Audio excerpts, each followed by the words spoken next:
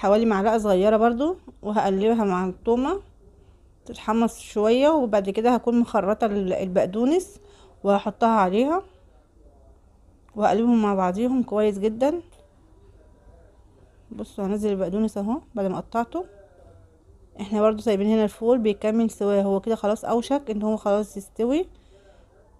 هنحط الطشه دي بعد ما اخلصها هحطها عليها، هقلب فيها شويه كده مع بعضيها لحد ما تدبل البقدونس او الكزبره اللي معانا.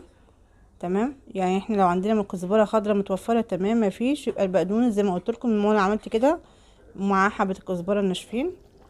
هنا انا حطيت الطشه عليها، هسيبها تغلي مع نفسها شويه كتار، وبعد كده هتكون كملت سواها والطشه.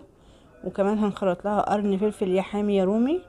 تمام، هحط دلوقتي معاكم اللي انتي المتاح، يعني اللي انتي عايزاه، ده اختياري.